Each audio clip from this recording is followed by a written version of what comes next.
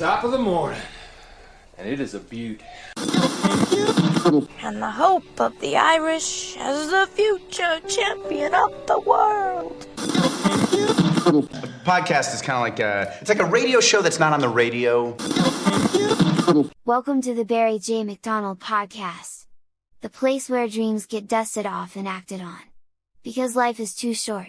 We're living on a rock that's flying through space, and hey, what the hell else were you going to do with yourself here?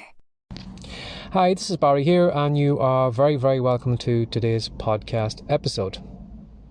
Now, have you ever considered that everything comes with a price tag? Now, I don't mean the things that are on Amazon or the things in your local store. I mean outside that. You know, for example, if you were overweight, you are going to pay a price tag because of that. Now, you may pay a price of maybe a shorter life, maybe a life-threatening illness, or maybe just not living your life to the best that you could live it. But again, the people on the other side of the scale, the people who are in the gyms, the people who are watching their calories, exercising regularly, they are also paying a price. Again, if we have a look at something like maybe stupidity or a lack of knowledge, you know, for those people who aren't well educated, they're going to suffer a price. You know, they may end up being ripped off. They mightn't have as good a job opportunities as other people have because of their lack of education. And then you have the people on the other side of the scale, the people who are seeking knowledge.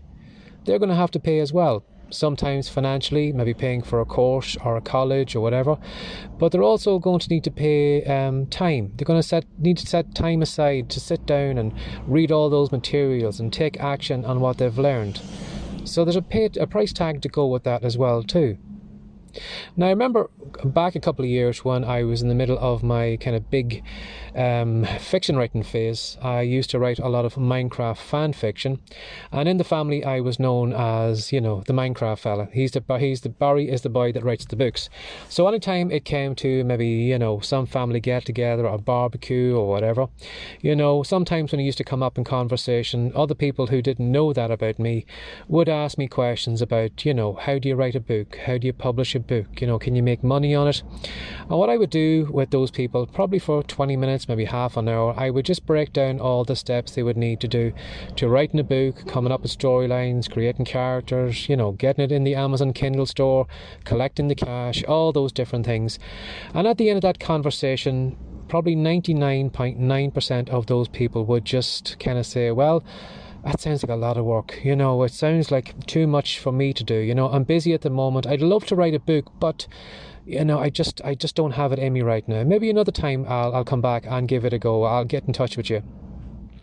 So in their case, they were summing up, you know, being a published author, and they were looking at the price tag that came with it. You know, having to sit down, having to write regularly, you know, having to maybe take their manuscript and, you know, put it on public display. You know, when you publish a book, people can read it, people can review it, people can slate it. And in those cases, those people were probably thinking of those moments, and in their head, that was a price tag that was too big to pay. It was easier to stay small. It was easier not to publish that book, so they didn't want to pay the price. But was there really a price tag, or is there really a price tag that we all pay? Now, going back to those people who were afraid of publishing the book, you know, they saw all the time spent sitting down, writing, you know, all the things that they would need to do. But not one of them considered that at the end of that, they would be a published author. Imagine that. You could be a published author.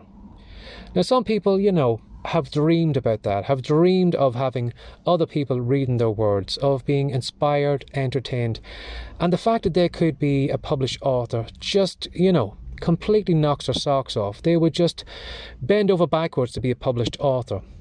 And in their eyes, they aren't looking at all the work that needs to be done. They're not looking at the writing the book. They're not looking at the publishing. They're not looking at all that. They are looking at the fact that they are going to be a published author. And I want you to maybe have a look at where you are right now. You know, whatever you're doing, your online business, blogging, podcasting, whatever it is right now. Is there some days that you feel unmotivated? Is there some days where you just dread to yourself, oh God, I have to do this thing today. You know, I have to record another podcast episode. I have to write 10 pages of fiction. Or I need to do some TikToks. Or whatever it is. Do you dread doing the work?